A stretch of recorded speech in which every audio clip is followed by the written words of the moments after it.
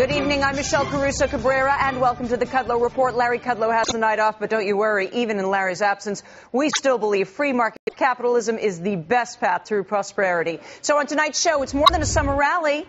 Larry says it's a new bull market. U.S. markets hitting the highest levels of 2009, with the Dow turning in the best July in 20 years, 12 years for the S&P and the NASDAQ. The bears continue to get slammed, and it's the new bull market. But how long does it last? Is it too late to get in on the recovery rally? Let's dive in with our market gurus. We have CNBC contributors Jerry Boyer, Don Luskin, and Steve Grasso, plus Peter Schiff, author of The Little Book of Bull Moves in Bear Markets, and Peter Marisi, University of Maryland business professor. And Peter, I'm going to start with you. It says here that you're bullish. Is that because we've once again gotten data that indicate to many the recession has ended? Well, the recession hasn't ended. If anything, the depression is just getting underway. I was talking to Peter Marisi, sweetie. Oh, I'm sorry. Well, the two Peters have opposite views. I think the recession is coming to an end. The fourth quarter is going to be a good quarter, and we got a lot more room to grow in this market. The other Peter. Well, first of all, it's not a new bull market. It's the same bear market that's been going on since 2000.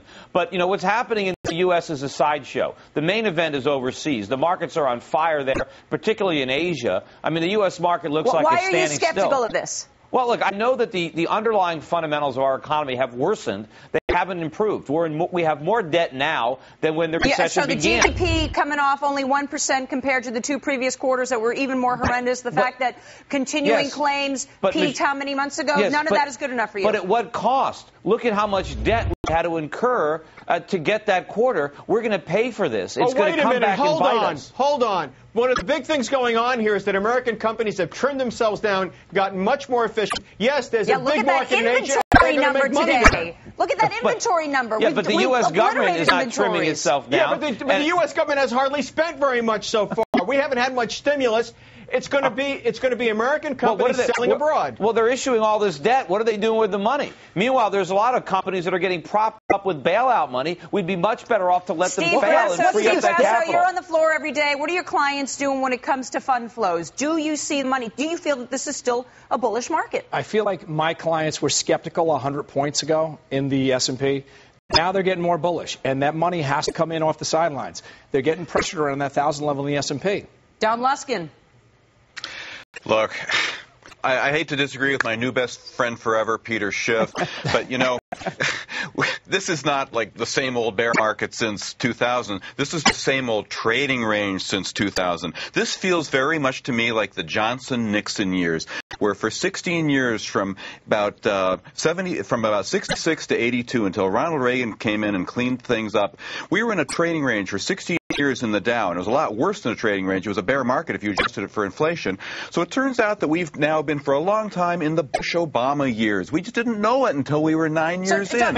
If you look back, nothing's happened to the stocks. Inflation is back on the rise. But that doesn't mean you can't have lots of bull markets and lots of bear markets. It's a gigantic trading range. So let's get our definitions straight. Sure, but meanwhile, as the dollar loses value, we hit a new low for the year on the dollar. The real value of U.S. stocks is going down. Not on a trade basis. Versus what currency? That's just not true, Peter. Well, no, the dollar got clobbered against every currency today. But if you look at the dollar, that doesn't mean it made a new low. Yeah, it just didn't. It just didn't. On a trade-weighted basis, the dollar's what? 10% off its lows? It's a new low for the year. The dollar is headed lower. For Peter, only if Ron Paul is president do we get to declare a bull market. Otherwise, unless we're on the gold standard and all that other stuff, then every bull market will be a loser. I love Ron Paul as much as the next guy, but we can't define bull market that way. No perfect Jerry Boyer, rate. finish your thought. All right, the Dow Jones went up because profits have improved. Profits have improved because American business is smart and they cut their costs. And that was in the midst of an extremely deep recession. Now, off of the baseline of those incredibly low inventory adjustments, we're very likely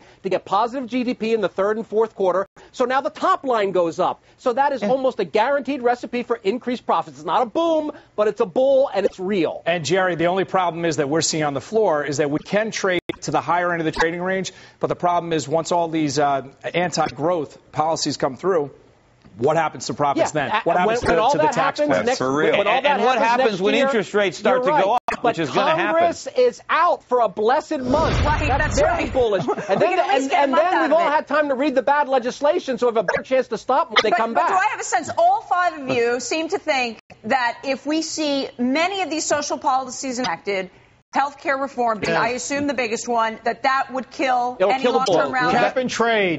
It will Cap and trade, slaughter the cap bull. and trade, Peter Schiff, all the spending. Well, obviously that's going to make a bad situation worse, but we're even further out on the leverage limb than we were a year ago. What is this debt And obsession? rates are going to go up. They can't stay down. Debt is the only measure of how we're doing. The Fed has parked a lot of bonds on the books of the banks, and they're sitting on them. Let's not say we're all leveraged out. It isn't like, the consumers haven't been working down their debt and all the rest of that. They've gotten started, but they're nowhere near in good shape. How long is it going to take, We've been on a Peter Schiff? spending How binge long? for a generation. So how long does it take for the You consumer think to get people back to aren't where going it to was? spend money for a generation? Come on. No, This we've is got to America. save money. We've got to get our Peter savings thinks rate the up to past 10 to 40 years have been an 20% illusion. and keep it there for a long time. But Peter Schiff, how long? Peter how long Schiff, is it going did to take? did you look at the GDP data that was released this morning? There was an amazing thing which I want to throw out as a challenge to you. Do you realize that the consumption share of GDP went up, hit all-time highs this last quarter? What that means is that this theory that the consumer is just completely falling off a cliff and will never come back, and we're going to be in 25 years of scrimp and save, has simply not shown up one iota in the numbers. Couldn't it be So that it's every other part of GDP fell off as dramatically? scientists, it's All not it shows in is we're digging the ourselves data. into a deeper hole. This is going to come to an end. You can't run an economy on spending other people's money. You run an economy on savings and production. We've got completely backwards, and that's why we're in trouble. And we're saving. But we're not and spending we're it. We're not All spending right, other let's people's make money. this We're investing actionable. other people's money. Let's make this Where do you think we're actionable. getting this money? Jerry Boyer, what do you do right here based on what you believe about the market? Well, if you're not in, you might want to wait for the next little correction before you get in. But I think we've got another little bull coming. And if you want to know where, I like technology because it's going to be a jobless recovery. Peter will get his inflation down the road, so you might want to start to get ready for that.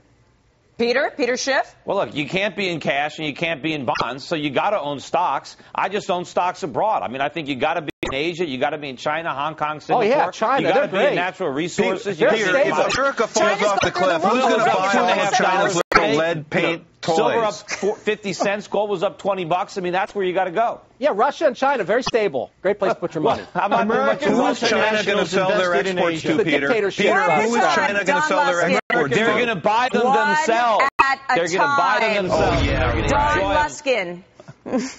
I want to know what is the China story if the U.S. isn't there to be a customer. The We're idea not a that all of a customer. sudden the Chinese are going to turn Remember, into a consumer we own- society is we just own- simply wishful thinking. Don, There's remember, not the we're not a slightest customer. bit We of can only evidence for buy it. if they It's an loan us the idea, money. it's a Peter theory, Schiff, it's let interesting, him it's a great finish. narrative, but where's the data?